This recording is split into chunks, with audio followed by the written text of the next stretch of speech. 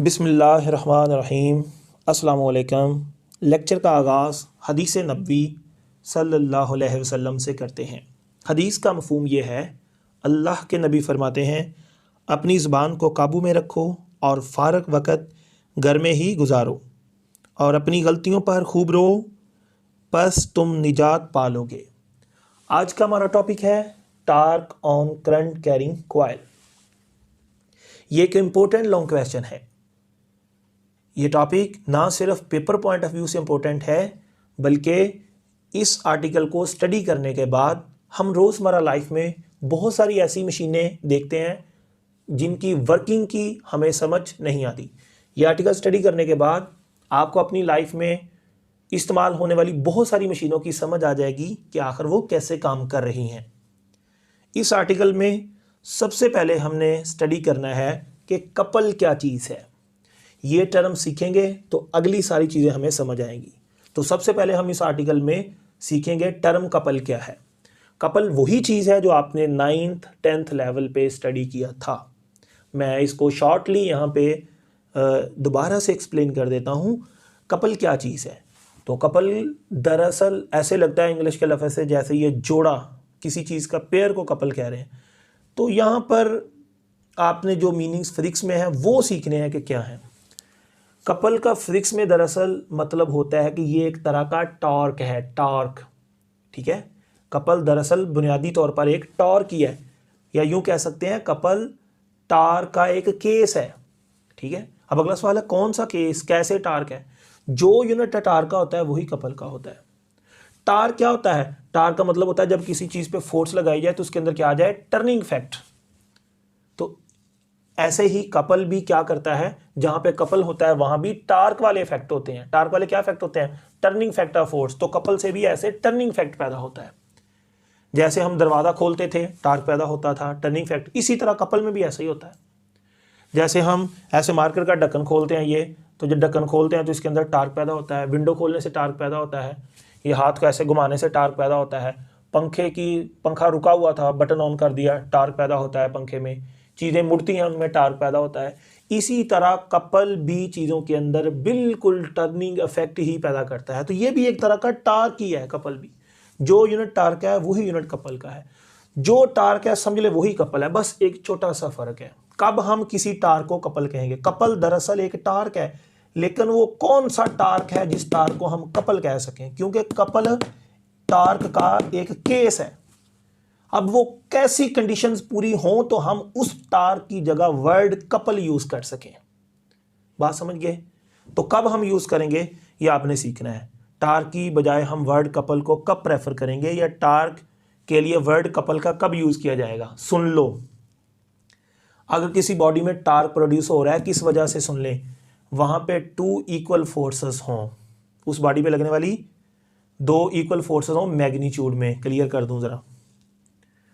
और वहां पर दोनों फोर्सेस डायरेक्शन में अपोजिट हों उस बॉडी पे जो लग रही हैं।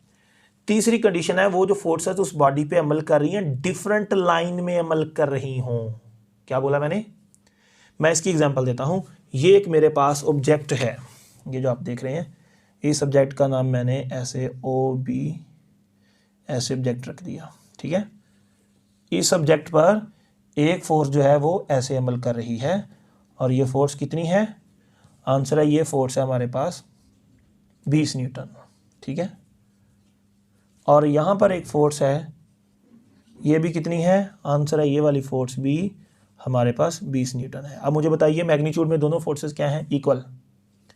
पहली कंडीशन पूरी हो गई। डायरेक्शन में दोनों क्या हैं? अपोजिट। दूसरी कंडीशन पूरी हो गई। तीसरा क्या है?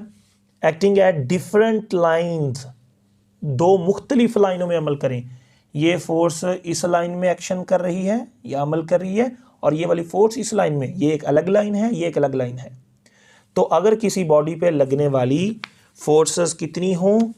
2 हों, इक्वल होनी चाहिए, डायरेक्शन में बोलिए अपोजिट होनी चाहिए, और इसके बाद डिफरेंट लाइंस में अमल कर रही होनी चाहिए, तो वहां पर समझ लो जो टर्निंग इफेक्ट पैदा होगा, जो वहां पे टार्क प्रोड्यूस होगा, वहां पे हम वर्ड यूज कर सकते हैं कपल का।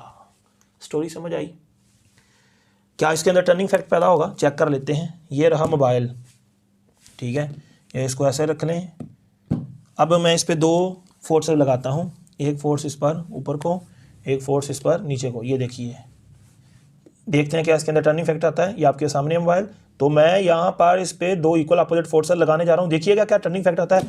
ये देखिए इसके अंदर जो है टर्निंग इफेक्ट आ चुका है। आप यहाँ पे रख सकते हैं इसको।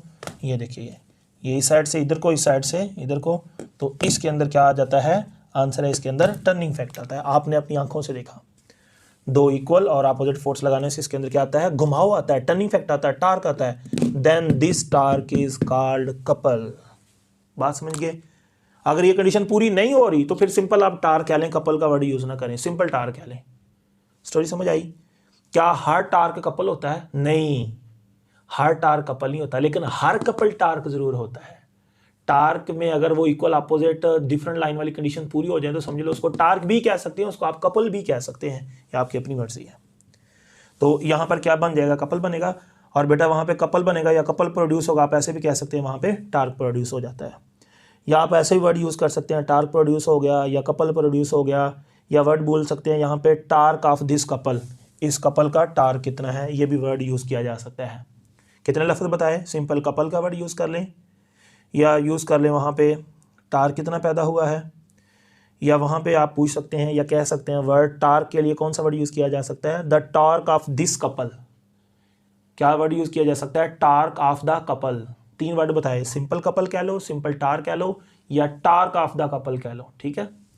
तो कैसे कैलकुलेट करेंगे? यही जो मैंने लफ्ज़ बोले टार्क, तो वैसे तो आपने फर्स्ट ईयर में पढ़ा हुआ है टार्क का फार्मूला, ठीक है, क्या होता है, लेकिन यहाँ पे भी स्टडी कर लें। अगर इस तरह की कंडीशंस आ रही हैं तो फिर टार्क कैलकुलेट करने का क्या मेथड होगा? बराबर होगा बेटा वो फोर्स के, दोनों में से एक फोर्स ले लें क्योंकि बराबर ही हैं, multiply by movement arm of couple. क्या वर्ड बोला? मूवमेंट आर्म ऑफ कपल, या सिंपल मूवमेंट आर्म का वर्ड बोला जा सकता है। आप पूछेगा सर फोर्स कितनी है? आपके सामने 20 है। मूवमेंट आर्म ऑफ कपल क्या चीज़ है? मूवमेंट आर्म ऑफ कपल क्या चीज़ है ये सीखिए। ये परपेंडिकुलर डिस्टेंस है between 2 forces. This is the perpendicular distance between 2 forces. अब मैं आपको एक्सप्लेन करूंगा कि ये कैसे है। मिसाल के तौर पर यहाँ पे आप एक ऑब्जेक्ट देखिए, ये एक जिस्म है जो ब्लू लाइन से आपके सामने ऐसे दिख रहा है। इसके इस एंड पर इस लाइन में फोर्स लग रही है 10 न्यूटन, इस जिस्म के दूसरे एंड पर इस तरफ फोर्स लग रही है 10 न्यूटन। 2 इक्वल अपोजिट फोर्सेस हैं जिसकी वजह से इसके अंदर क्या आ जाएगा? कपल या टर्निंग इफेक्ट या टॉर्क प्रोड्यूस हो जाएगा। कितना प्रोड्यूस होगा? वेरी सिंपल, आपके पास force multiply by movement arm. Force 10 है, मूवमेंट आर्म क्या है? इस line of action of force और इस लाइन ऑफ एक्शन फोर्स के दरमियान जो डिस्टेंस होता है, जो परपेंडिकुलर डिस्टेंस होता है, this is called couple, this is called movement arm of the couple या सिंपल मूवमेंट आर्म। तो आप देखिए ये line of action of force के साथ ये वाला फासला क्या है? 90 के एंगल पे। इधर से भी क्या है? 90 के एंगल पे। तो हम कह सकते हैं इस line of action of force, इस line of action of force के दरमियान ये वाला फासला क्या है? इनके साथ परपेंडिकुलर है। Then this distance is called movement arm of the couple. और यहाँ पे पुट कर दिया फोर्स 10 है और ये कितना है? 15। यहाँ पे टार्क कितना आ जाएगा? 150 न्यूटन मीटर। ये टार्क का या कपल का यूनिट होता है। अब दूसरी सिचुएशन देखी मैंने, यहाँ पर जो हमारे पास जिस्म है इस पर एक फोर्स इधर लग रही है, दूसरी इधर लग रही है, दोनों 10 न्यूटन हैं, इक्वल है, अपोजिट हैं, डिफरेंट लाइनों में अमल कर रही है। इसकी अलग लाइन है, इसकी अलग लाइन है। यहाँ पे क्या मौजूद होगा? कपल ऑफ फोर्स मौजूद होगा या सिंपल कपल मौजूद होगा। या यहाँ पे क्या प्रोड्यूस होगा? टार्क। और किस तरह टार्क कैलकुलेट करेंगे? Force multiply by movement arm. Force कितनी है? 10 है। मूवमेंट आर्म कितना है? 15 है क्या? नो, ये इस लाइन का दरमियानी फासला है। दरमियानी फासले को मूवमेंट आर्म नहीं कहते। दरमियानी फासला भी हो और इन लाइनों के साथ परपेंडिकुलर हो। क्या ये वाला डिस्टेंस इस लाइन के साथ परपेंडिकुलर है? नहीं। क्या यहाँ पर इस लाइन के साथ परपेंडिकुलर है इस line of action of force के साथ? नहीं। तो जब बेटा ये दरमियान में जो उनके डिस्टेंस है परपेंडिकुलर नहीं है तो फिर इस तरह की सिचुएशन में आप लोगों ने उसके बनाने हैं कंपोनेंट्स। क्या बनाएंगे? इसका एक कंपोनेंट ये बन गया और इसका एक कंपोनेंट ये बन गया। अब ये फासला कितना है? 15। फॉर एग्जांपल इसका ये कंपोनेंट मैंने मिसाल ली है 10 है और ये वाला कंपोनेंट फॉर एग्जांपल इसका जो है 8 है। एग्जांपल ही मैंने। मुझे बताइए टार्क कैलकुलेट करने के लिए यहाँ पे फोर्स कितनी ले ली हमने? 10। और मुझे बताइए मूवमेंट आर्म कितना लेना चाहिए? ये वाला फासला लें, ये वाला लें या ये वाला? तो ये वाला तो line of action of force के साथ परपेंडिकुलर नहीं है ये वाला तो बिल्कुल लाइनों के साथ, ये वाला फासला क्या है, फोर्स के साथ पैरेलल है। तो ये 10 वाला देखिए, जो 10 वाला डिस्टेंस है ये line of action of force के साथ क्या है, ये देखिए ये वाला फासला बिल्कुल ये लाइन के साथ क्या है, परपेंडिकुलर, और यहाँ से इस line of action of force के साथ भी क्या है, ये वाला फासला परपेंडिकुलर। तो ये जो 10 है बेटा, इसको हम मूवमेंट आर्म ऑफ कपल या सिंपल मूवमेंट आर्म बोलेंगे। तो यहाँ पे 8 नहीं, 15 भी नहीं, बल्कि क्या लिया जाएगा, 10। तो ये आप लोग अपने जहन में रखेंगे कि इस तरह हम जो है टार्क कैलकुलेट कर सकते हैं। तो इस सिचुएशन में जो टार्क होगा वो 100 न्यूटन मीटर होगा। बात समझ गए। तो ये बेटा आपको मैंने कॉन्सेप्ट दिया, किसके बारे में आंसर है, हमने कॉन्सेप्ट सीखा कपल के बारे में, कब वर्ड कपल यूज़ किया जाता है। अब हम आते हैं अपने टॉपिक की तरफ कि हमारा टॉपिक क्या है, स्टोरी क्या है, कैसे चलेगी।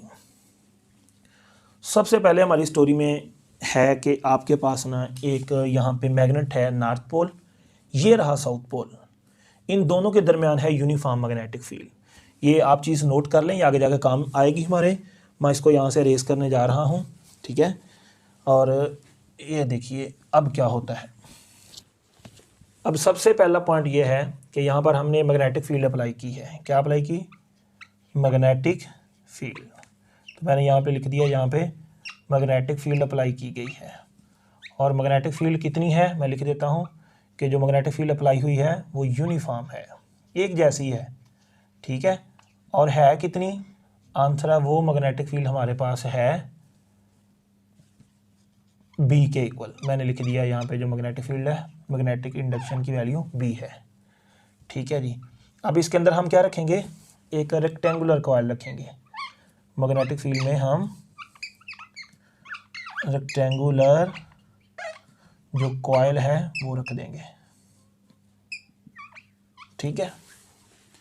ये देखिए ये रेक्टेंगुलर कॉइल है। रेक्टेंगुलर का मतलब होता है जिसकी हर कॉर्नर पर जो एंगल है वो 90 हो। यहाँ पे एंगल 90, यहाँ पे एंगल 90, यहाँ पे एंगल 90, यहाँ पे भी एंगल 90।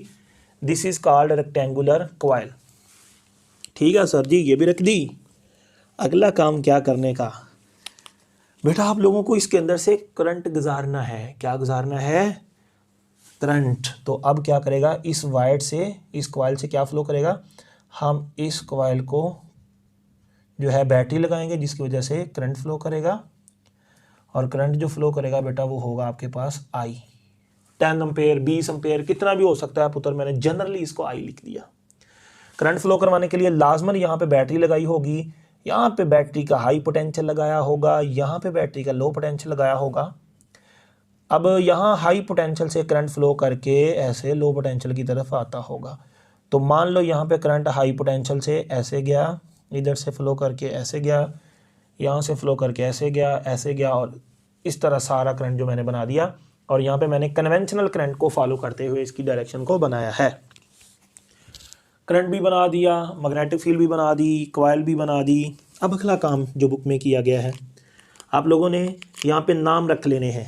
ये वाला जो पॉइंट है बेटा, इसका नाम रखा हुआ है बुक में ए, इस पॉइंट का नाम बुक में रखा हुआ है बी, और इस पॉइंट का नाम रखा हुआ है सी, और बच्चों इस पॉइंट का नाम रखा हुआ है डी।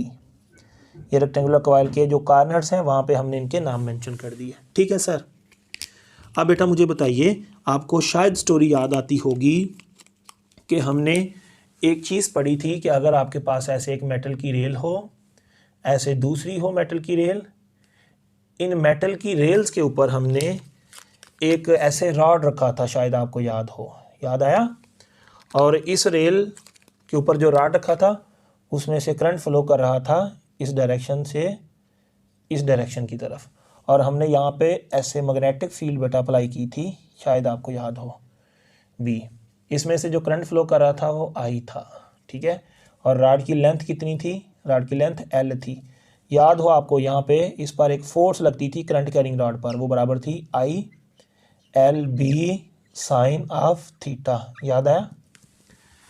क्या क्या होना चाहिए, करंट होना चाहिए, रॉड की लेंथ एल होनी चाहिए, यहाँ पे मैग्नेटिक फील्ड होनी चाहिए। तो यह क्या कहलाएगा, करंट कैरिंग रॉड। कहाँ पे रख दिया हमने, मैग्नेटिक फील्ड में रख दिया। तो जब करंट कैरिंग रॉड को मैग्नेटिक फील्ड में रखा जाता है, उस पर एक मैग्नेटिक फोर्स अमल करती है, जो कि बेटा हमने कैलकुलेट की थी, वो बराबर किसके है, I L B sine of theta के। अब अगला सवाल था कि राड जो है फोर्स महसूस किधर करेगा। इसके लिए रूल पढ़ाया था ना मैंने आपको, पाम रूल। क्या था पाम रूल? सोचो, पुरानी यादों को याद करो। हमने कहा था ये जो आपका थंब है इसको आप करंट की डायरेक्शन में रख लो, उंगलियां जो हैं फिंगर्स मैग्नेटिक फील्ड की डायरेक्शन में रख लो, पाम की तरफ राड धक्के खाएगा। आपने सुना ना, जाओ बेटा नहीं पढ़ोगे तो पूरी ज़िंदगी धक्के खाओगे। तो इस तरह राड में से जब करंट गुजरता है उस पर ये एक फोर्स लगती है जिसकी वजह से वो पाम की तरफ धक्के खाता है। तो आप देखिए जो करंट है वो किस तरफ है, आप यहाँ पे देख लें, करंट इस तरफ है, मैग्नेटिक फील्ड जो है वो ऊपर को है, ठीक है। करंट इस तरफ है, मैग्नेटिक फील्ड ऊपर को है, तो पाम किधर है? आंसर है पाम इस तरफ है। तो ये जो राड है इस पर बेटा इस तरफ फोर्स अमल करेगी। फिर से देख लें, करंट किधर है? इस तरफ, थंब मैंने इधर कर लिया। मैग्नेटिक फील्ड किधर है? ऊपर को। पाम किधर को? इधर को। तो ये राड बोलो इस तरफ फोर्स महसूस करेगा। ये पाम रूल आपको मैंने सिखाया था, उस राड पर फोर्स की डायरेक्शन कैसे कैलकुलेट करते हैं इस पर्पस के लिए। ठीक है सर, पता चल गया। इस राड पे जो फोर्स लगेगी पाम रूल से हमने चेक किया वो इस डायरेक्शन में लगेगी। अब मुझे बताइए क्या यहाँ पर भी कुछ ऐसी स्टोरी बन रही है? सोचो ज़रा। आपके सामने बेटा ये जो राड है AD वाला, ये क्या है? एक राड है जिसकी लेंथ आप यहाँ पे कंसीडर कर लें। ये जो हमने यहाँ पे राड लेट किया हुआ है, इस राड की जो ये वाली लेंथ है वो कितनी है? स्मॉल l है। अब ये रॉड की लेंथ कितनी है? Small l। इसमें से क्या चीज़ गुजर रही है? Current I। और कहाँ पे रखा हुआ है? मैग्नेटिक फील्ड में। तो यहाँ पर भी रॉड था, यहाँ पर भी रॉड है, बस यहाँ पे 4 रॉड हैं, 1 2 3 4। यहाँ पे एक होता था, क्या क्या होता था इसके पास? करंट। तो करंट तो इसमें से भी गुजर रहा है। यहाँ पे क्या थी? Magnetic field. तो यहाँ भी तो मैग्नेटिक फील्ड मौजूद ही है, ठीक है। यहाँ से इसकी लेंथ कितनी थी? L। इसकी लेंथ भी कितनी है? L। तो बिल्कुल ये current carrying rod magnetic field, तो ये भी क्या है? Current carrying rod in magnetic field. अब ये वाला जो रॉड है AD, इस रॉड पे लगने वाली फोर्स कितनी होगी? तो यहाँ पे मैं लिख सकता हूँ force on rod AD is equal to ILB sine of theta. और आपको याद होना चाहिए थीटा एंगल किसके दरमियान होता था? थीटा एंगल दरमियान होता था लेंथ के और मैग्नेटिक फील्ड के, और लेंथ हम किधर लेते थे? जिधर करंट फ्लो कर रहा उधर लेते थे। अब ये जो रॉड हमने इस रेक्टेंगुलर कॉइल का एक रॉड लिया है, एक उसका हिस्सा लिया है। अब इसमें से करंट फ्लो I कर रहा है, इसकी लेंथ L है, इस पर अप्लाइड मैग्नेटिक फील्ड B है। एंगल आप सोच लें, ये रॉड है, करंट किधर है? आंसर है सर नीचे को, लेंथ भी इधर को है, तो इसकी लेंथ किधर है? नीचे को। Magnetic field north to south, इधर है मैग्नेटिक फील्ड। तो लेंथ और मैग्नेटिक फील्ड में एंगल कितना है? 90। तो यहाँ पे लेंथ और मैग्नेटिक फील्ड में एंगल 90। अब इस रॉड पे लगने वाली जो मैग्नेटिक फोर्स होगी वो बेटा बराबर आएगी I, यहाँ पे L, यहाँ पे B, साइन 90 कितना होता है? 1। यहाँ पे आ जाएगा I, यहाँ पे क्या आ गया? L, यहाँ पे क्या आ गया? B। तो इसको मैं इक्वेशन 1 का नाम दे देता हूँ, ठीक है। अब बारी आती है ये वाला रॉड जो CB रॉड है, रॉड CB पे लगने वाली force, force on rod CB। इस रॉड पे लगने वाली फोर्स क्या होगी? ILB sine of theta. अब मुझे बताइए ये रॉड से भी करंट कितना गुजर रहा है? आंसर है इससे भी करंट I ही गुजर रहा है। इस रॉड की लेंथ भी कितनी है? L ही है। इस रॉड पे जो मैग्नेटिक फील्ड अप्लाई की है वो भी B ही है। और यहाँ पे इस रॉड का एंगल मैग्नेटिक फील्ड के दरमियान कितना होगा? ये रॉड किधर है? ऊपर को। बोलो किधर है? ऊपर को। मैग्नेटिक फील्ड किधर है? Toward right. तो यहाँ पे भी एंगल कितना है? 90। तो यहाँ पे हम लिख सकते हैं इसका एंगल भी 90 है।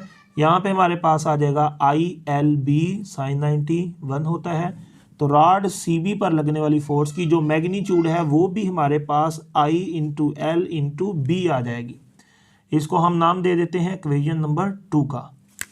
ये रॉड AB पे लगने वाली फोर्स ILB है और ये रॉड जो CB वाला है उस पे लगने वाली फोर्स ILB है। आप देखेंगे तो दोनों फोर्स की जो मैग्नीट्यूड है वो आपके सामने सेम है। और ये जो रॉड पे लगने वाली फोर्स है ये मैग्नेटिक फोर्स होती है।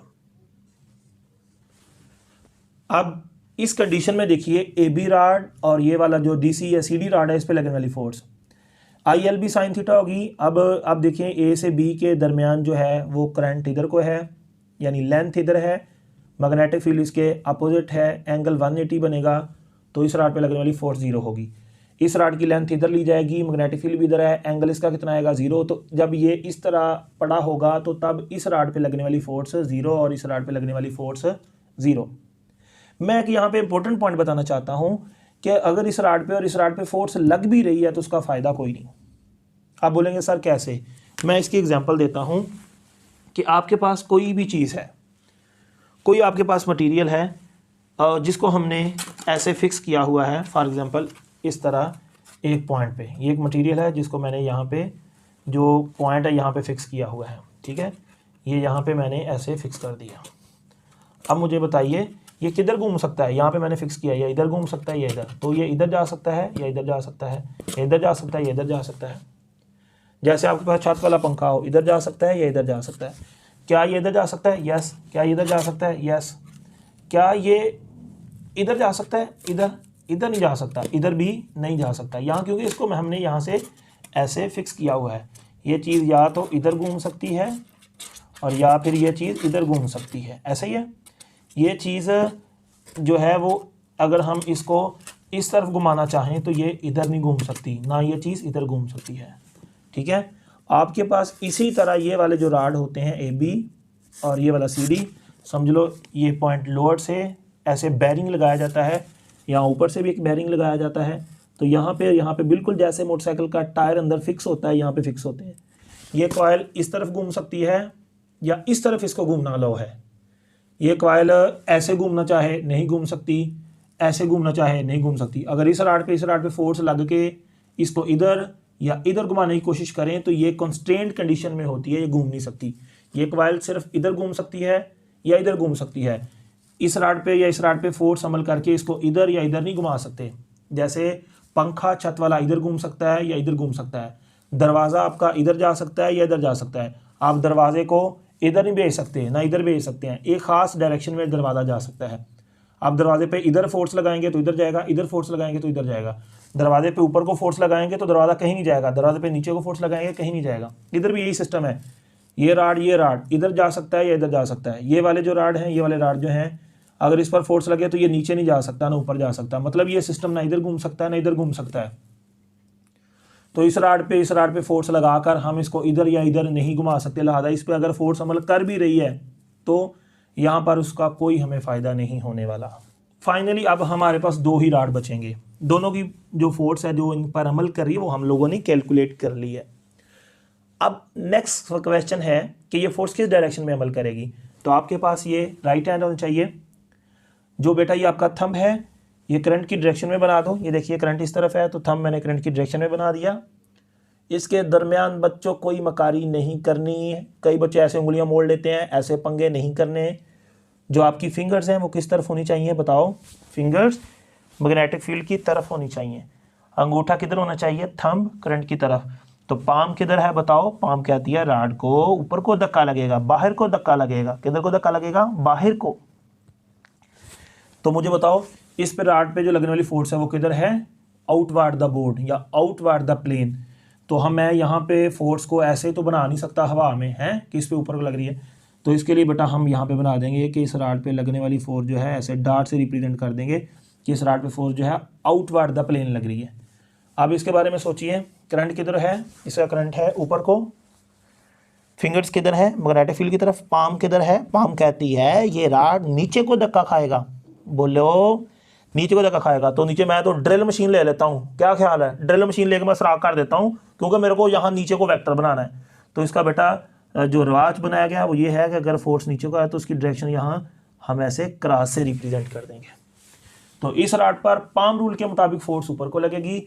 इस राड पर पाम रूल के मुताबिक जो फोर्स है वो इनटू द पेज या इनटू द प्लेन और इस पर आउटवर्ड द प्लेन लगेगी। अब सर ये क्या कंडीशन बन गई? तो आप देखिए इसके एक एंड पर फोर्स आउटवर्ड द प्लेन है और इसके दूसरे एंड पर जो फोर्स है इनटू द प्लेन है। अगर इस तरह की कंडीशन है तो क्या होगा? सोचो, ये क्या पढ़ा के आया था मैं आपको? क्या कंडीशन थी? 2 फोर्सेस हो, है कि नहीं? 2, एक ऊपर एक अंदर को। दोनों क्या होनी चाहिए? अपोजिट। ये ऊपर को है ये नीचे को है, अपोजिट है। दोनों की line of action of force different है। इसकी line of action of force ये है और इसकी line of action of force ये है। दोनों क्या है? डिफरेंट। तो ये कपल की सारी कंडीशंस पूरी हो गई। Yes sir. तो फिर बेटा ये वाली नन्ही मुन्नी कॉइल के अंदर गलती से टार्क पैदा हो जाएगा, गलती से कपल आ जाएगा, और ये नन्ही मुन्नी कॉइल क्या करने लगेगी, मुझे खुद बता दो आप लोग। आपके पास ये कॉइल है, फॉर एग्जांपल ये आपके पास ये कॉइल है, यहाँ पे मैं कॉइल की थोड़ी बना देता हूँ फोटो, ये लो, ये कॉइल है, ठीक है। अब मुझे बताओ ये कॉइल पर एक फोर्स किधर लग रही है, एक फोर्स ऊपर को लग रही है और एक फोर्स इस पर किधर को लग रही है, आंसर है एक फोर्स इस पर नीचे को लग रही है। ये देखिए एक फोर्स ऊपर को लग रही है और ये देखिए एक फोर्स अंदर को लग रही है, ये अंदर को नीचे को, यानी कि इनटू द बोर्ड। तो अब मुझे बताइए ये फोर्स इसको क्या करेगी, ऊपर खींचेगी, ये फोर्स इसको नीचे खींचेगी, तो बताइए क्या होगा। आपको लगता है ये नागिन डांस करेगा? नो, ये बेटा जब इधर खींचेगी तो ये इसके अंदर क्या आ जाएगा, टर्निंग फैक्ट, घुमाव आ जाएगा। तो ये बेटा ऐसे क्या करने लगेगा, ऐसे मुसलसल घूमना शुरू कर देगा, डिस्कुआ डिस्कुआ डिस्कुआ एंड सोन। इस तरह बेटा ये जो कॉइल है दो इक्वल और अपोजिट फोर्सेस की वजह से कपल जनरेट होता है, टर्निंग फैक्ट आता है, ये वाली कॉइल जो है घूमना शुरू कर देती है। अब ये अगर कॉइल घूमना शुरू कर देती है तो हम इसे क्या करेंगे, हमें जब इस साइंस का पता चला कि ये कॉइल घूम रही है तो हमने कहा वाह क्या कमाल की चीज़ है। हमने कहा हम एक काम करते हैं, इसके नीचे ऐसे हम एक शाफ्ट लगाते हैं। हमने कहा इसे क्या मिलेगा, हमने कहा ये शाफ्ट लगाएंगे, यहाँ पर हम एक ब्लेड लगाएंगे मेटल का ऐसे, ठीक है। एक मेटल का ब्लेड जो है यहाँ पे लगाया जाएगा, ठीक है। अच्छा, तो फिर एक कहाँ लगाएंगे, एक हम लोग यहाँ पे लगाएंगे। तो जब ये कॉइल घूमेगी तो ये ब्लेड्स भी घूमेंगे, जब ये ब्लेड्स घूमेंगे तो नीचे हवा चलेगी, हवा चलेगी तो हमको एक अच्छी अच्छी फीलिंग आएगी, मतलब हमको सुकून महसूस होगा, हम गर्मियों में सुकून से ज़िंदगी गुजार सकेंगे। तो हमने इसी चीज़ का इस्तेमाल करके बेटा क्या बना लिया, हमने फ़ैन बना लिया। अच्छा, फिर हमने क्या किया, ये फ़ैन की स्टोरी ख़त्म। फिर हमने एक और चीज़ बनाई, हमने कहा आप एक काम करें, इसको सीधा ऐसे नीचे आने दें और यहाँ पर आप लोग जो है एक ऐसे एक बॉक्स बनाओ गोल सा। हमने बना लिया गोल बॉक्स, इसके अंदर हमने कहा एक पंखा लगाओ, ऐसे क्या लगाओ, इसके अंदर ऐसे एक पंखा लगा दिया, इसके ऐसे ये बना दिए। यहाँ पर एक सराख बनाओ, यहाँ पर एक सराख बनाओ। अब क्या होगा, जब ये सराख ऐसे बनेगा तो हम यहाँ एक पाइप लेंगे, सीधा ज़मीन के अंदर इसको डाल देंगे। ये पाइप किधर डाल दिया हमने बेटा, सीधा बोलो किसके अंदर, ये पाइप डाल दिया हमने ज़मीन के अंदर। ऐसे सराख निकाला और ये पाइप जो है हमने ज़मीन के अंदर धंसा दिया, ठीक है। सर क्या होगा, जब इस तरह आप ये पाइप को ज़मीन के अंदर फिट करेंगे तो बेटा ज़मीन के अंदर जो पानी होता है, क्या चीज़ होती है, पानी, हमने ज़मीन के अंदर से ये पंप की मदद से, ये पंप है, ठीक है, इसकी मदद से जब पंखा घूमा तो ज़मीन के अंदर से क्या आने लगा, सर ज़मीन के अंदर से मीठा मीठा H2O आने लगा, पानी आने लगा। तो ये पानी जब बाहर आने लगा तो हमने इधर एक पाइप लगाया और यहाँ से ये जो पानी था इसको हमने बाहर निकाल लिया। बात समझ गए, जिसको आप क्या बोलते हैं, पंप, या इसका नाम हम रखते हैं वाटर पंप। तो हमने इसी का इस्तेमाल करके पंप को घुमाया जिससे पानी निकाला ज़मीन से और बाहर। तो यही चीज़ बेटा आपके घर में जो पंप लगा होता है यही चीज़ है, उसके अंदर भी ऐसे कॉइल सारा कुछ लगा होता है। अच्छा सर, पंप के अलावा और कुछ भी बनाया? यस, और कुछ भी बनाया। हमने कहा आप इसी घूमती हुई चीज़ के साथ छोटे छोटे ब्लेड लगा दें, छोटे छोटे ब्लेड्स लगा दें। हमने इसके साथ छोटे छोटे ब्लेड्स लगा दिए और ब्लेड लगाने के बाद एक इसके ऊपर हमने प्लास्टिक की बनी हुई जो डिब्बी थी उसको फिट किया। उस डिब्बी को फिट करने के बाद इसके अंदर हमने काली मिर्च, इसके अंदर हमने सफ़ेद ज़ीरा, इसके अंदर हमने दालचीनी, इलायची, सब चीज़ें डाली, सूखा धनिया डाला और इसको ऑन कर दिया। ये घुमा और हमारा इसने जो है मिसाला बना दिया, मिसाला तैयार कर दिया। तो इसको हम मिसाला पीसने के लिए भी इस्तेमाल करते हैं, ग्राइंडर के तौर पे काम करता है। फिर हमने इसके ऊपर जूस वाला जो जग होता है वो लगा दिया, आपका ये जूस वाली मशीन बन गई। हमने इसके ऊपर ऐसे एक प्लास्टिक का ऐसे लगा दिया फूल, तो ये प्लास्टिक का जब फूल इसके ऊपर लगाया, इसके ऊपर हमने पानी डाला, सर्फ डाला, इसको बोला घूमो। जब ये घूमता है इसके हम वॉशिंग मशीन का नाम देते हैं। तो ये क्या बना दी हमने, वॉशिंग मशीन बना दी।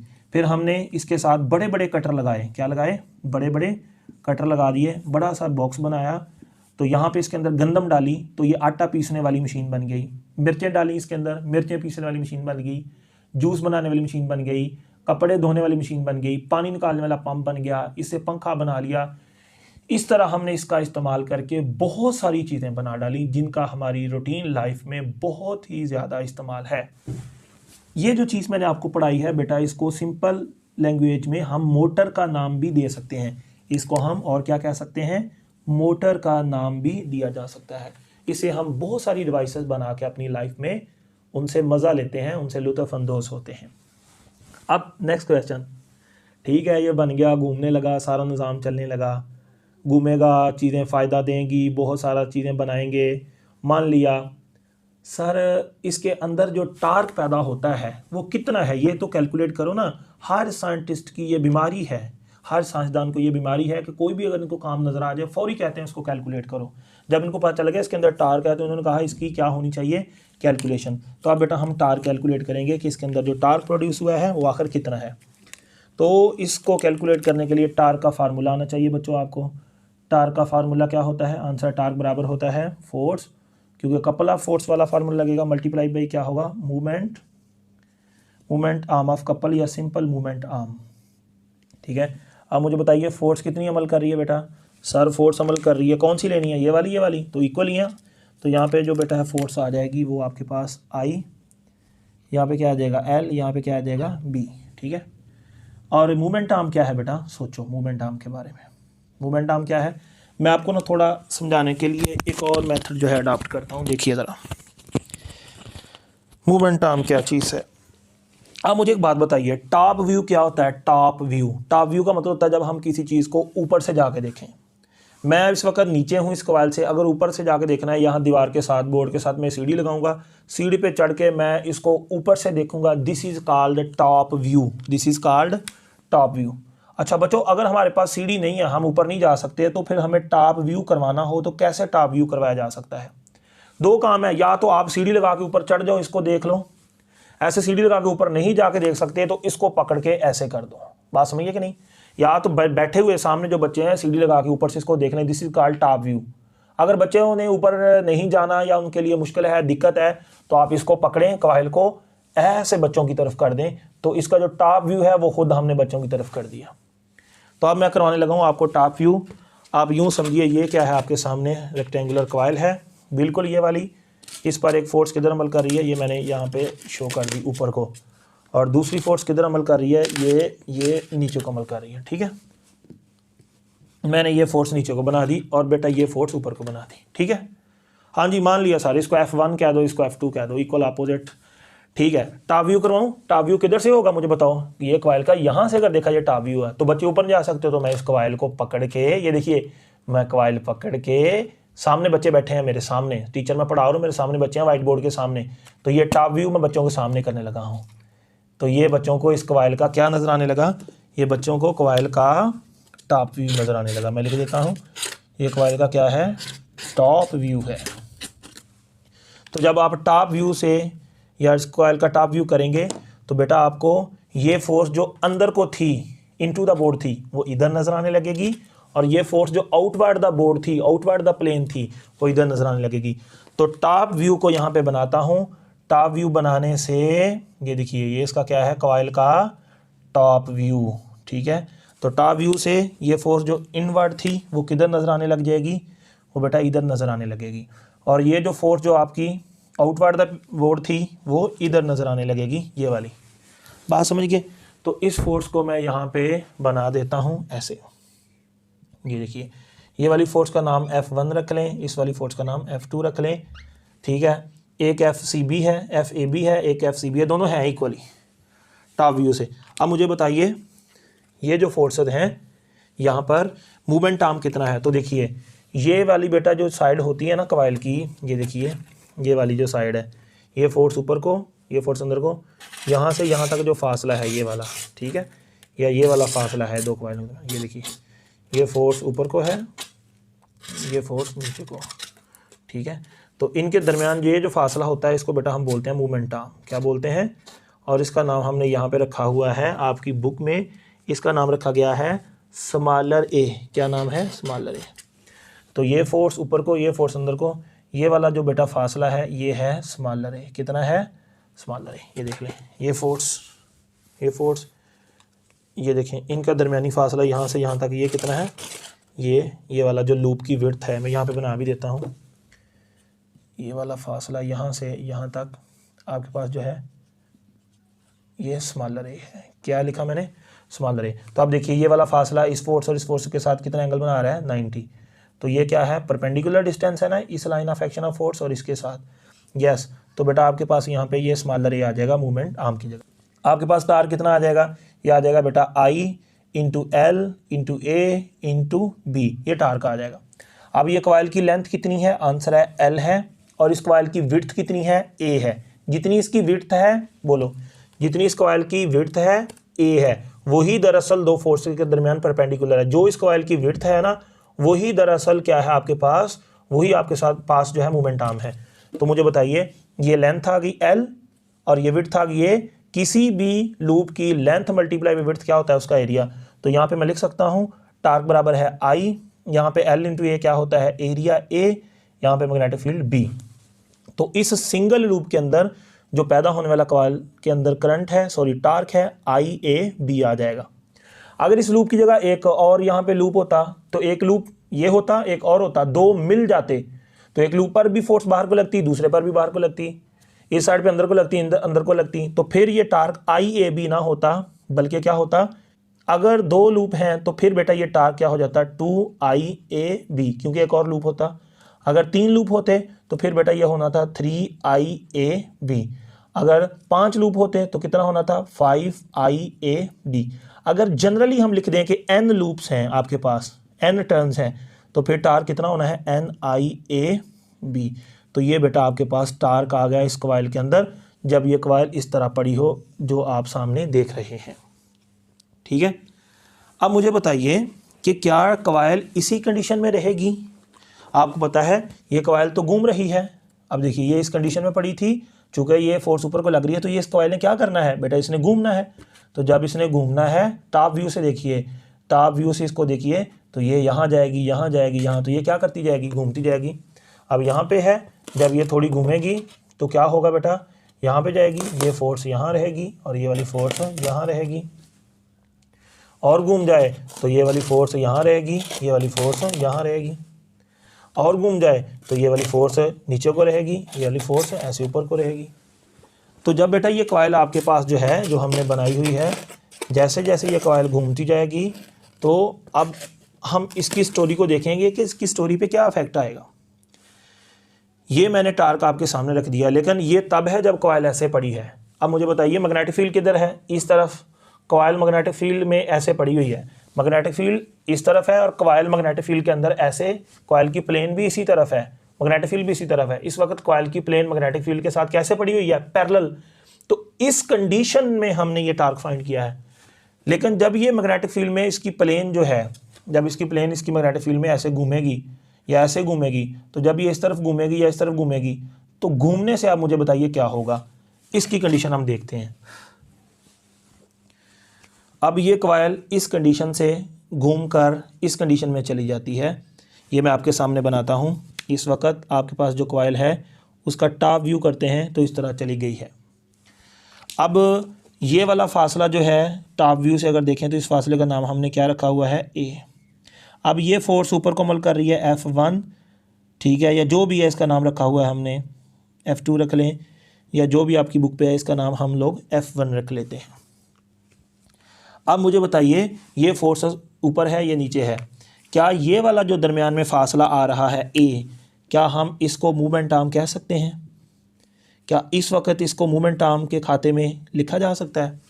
तो आपको पता है मूवमेंट आर्म के लिए ये फोर्स और ये फोर्स के दरमियान इसका परपेंडिकुलर होना ज़रूरी है। जब कॉइल थोड़ा घूम जाती है, ये टॉप व्यू से इसको देखें तो इस वक्त ये वाला फासला इसके साथ परपेंडिकुलर नहीं रहता। अब हम क्या करेंगे बेटा, इसके कंपोनेंट्स बनाए जाएंगे जैसा कि मैंने शुरू में सिखाया था। तो ये जो कॉइल की विड्थ है, ठीक है, मैं टॉप व्यू से आपको दिखा रहा हूँ, आप इमेजिन कीजिए, तसव्वुर में लेके आइए। ये इस तरह थी, तो ये कंडीशन थी, ये मैंने टार्क निकाल लिया।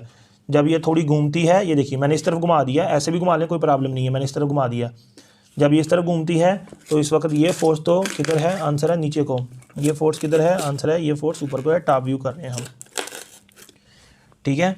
अब मुझे बताइए, ये line of action of force है, ये भी line of action of force है, क्या ये वाला जो कॉइल की विड्थ है क्या इसके साथ ये परपेंडिकुलर है? आंसर है ये इस वक्त फासला ए जो है इसके साथ परपेंडिकुलर नहीं है। तो अब हम क्या करेंगे, इसका एक कंपोनेंट ये बना लेंगे और इसका एक कंपोनेंट ये बना लेंगे, और यहाँ पे हम एंगल लेंगे जो कॉइल की प्लेन के दरमियान और इस तरफ क्या होता है, इस तरफ क्या है देखिए बताइए, इस डायरेक्शन में मैग्नेटिक फील्ड है, तो इस डायरेक्शन में कौन है, मैग्नेटिक फील्ड। अब मैंने एंगल किसके दरमियान बनाया, मैंने कॉइल की प्लेन के दरमियान और मैग्नेटिक फील्ड के दरमियान एंगल कितना है, अल्फ़ा।